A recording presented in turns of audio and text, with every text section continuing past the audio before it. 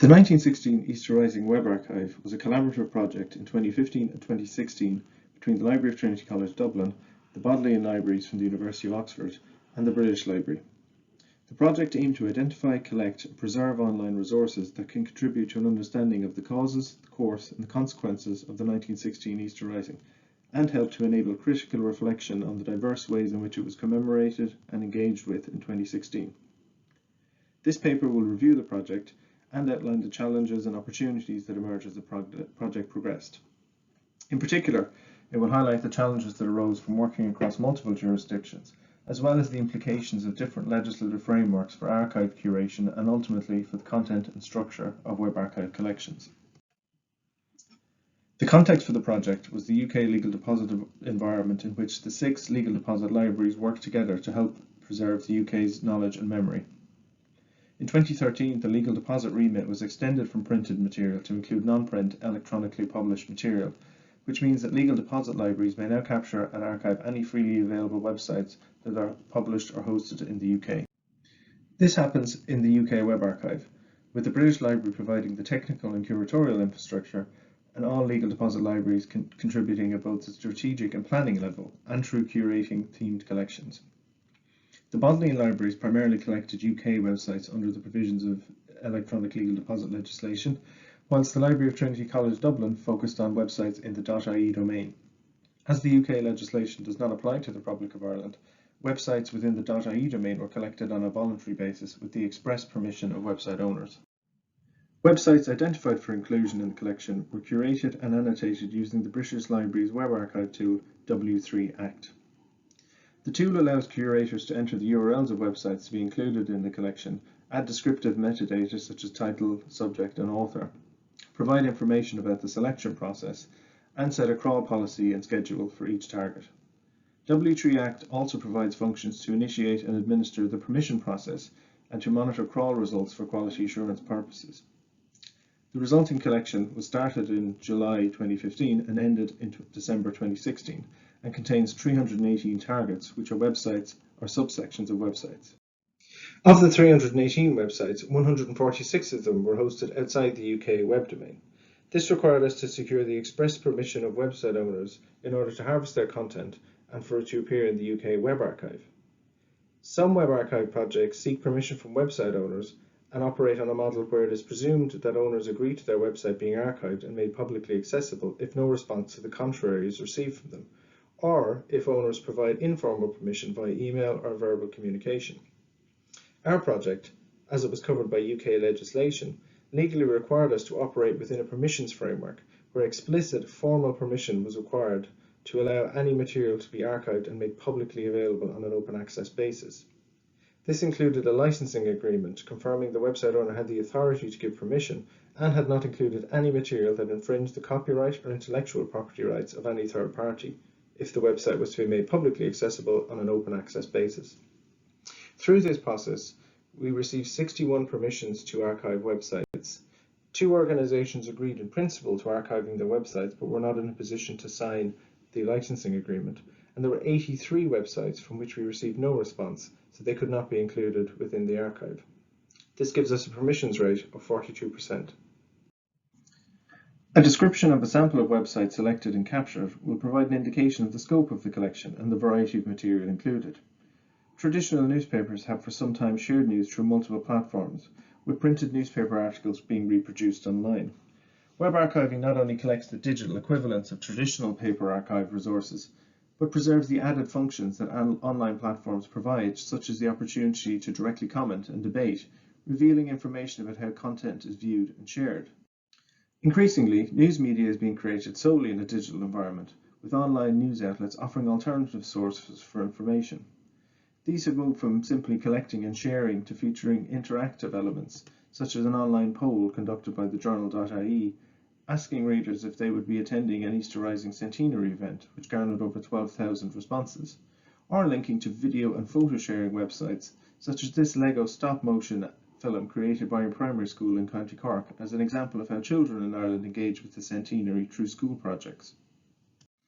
The range of websites included in the archive also reflects the varied ways in which the British and Irish states, cultural and educational institutions, as well as communities and individuals approach the centenary events. We have preserved some of the Irish State's effort to provide an inclusive programme of events and also reflections on the centenary from key individuals such as the Irish Ambassador to Great Britain and the President of Ireland. A range of community sites were created for the centenary, which reflected the diverse approaches that have been adopted to reflect on the Rising. These new media platforms, such as blogs, reflect how people engage with historical events in a time of major transformations in communications. Within Ireland, community projects such as the 1916 Sackville Street Art Project focused on the deaths of civilians during the Rising and highlighted imaginative artistic approaches to the centenary. There are also a range of reflections based on primary source material produced by cultural institutions as well as amateur enthusiasts, which highlights how web archives are a new conception of what constitutes archival material.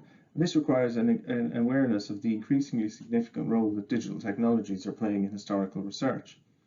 The Richmond Barracks website focuses on discrete aspects of the Rising, such as the imprisonment of those arrested, but also aspects that had for a long time been neglected, such as the role of women in the Rising. Similarly, websites have been created by family members of those involved in the Rising, which incorporate personal accounts, but also digitized images of primary documents. One of the outputs of this project were two exhibitions held at both the University of Oxford and at Trinity College. The exhibitions were comprised of both physical and digital material. We at Trinity held a long room exhibition featuring exhibits of unique material from Trinity's Manuscripts and Archives Research Library and early printed book collections. The display traced methods of recording and reflecting on the Rising, from the initial scramble to record the events as they happened in 1916, to the commemorative activity of 1966, through to our current project to capture and preserve the 1916 related websites produced in 2016. Many of the items featured in this physical exhibition were also digitized and formed part of one of the library's other key centenary initiatives. Changed Utterly, Ireland in the Easter Rising was a series of weekly blog posts in the year leading up to the centenary based on our archival holdings. This site forms part of the web archive and will ensure that the material created will be digitally preserved. The blog contains contextual information, as well as digitized copies of both documents and images from our collections. During 1916 itself, a number of people with connections to Trinity College had already identified the Rising as of historic importance and collected a range of materials, such as this charred postal docket retrieved from the ruins of the GPO. The scrapbook of Elsie Mahaffey, daughter of Trinity Provost John Pentland Mahaffey and an occupant of Provost's house during the Rising, contain insights into life in Trinity during this period, as well as stamps, badges and other ephemera that she collected. The blog also showcased Trinity's original copy of the proclamation, as well as material elements, such as this casing of a bullet, which pierced the roof of the library during Easter week. What was produced was primary research born in a digital environment and existing in no other format, and it's material such as this that is amongst the most vulnerable from a preservation perspective. The eventual value of material such as this will of course relate to its content, but also how the material is preserved and curated.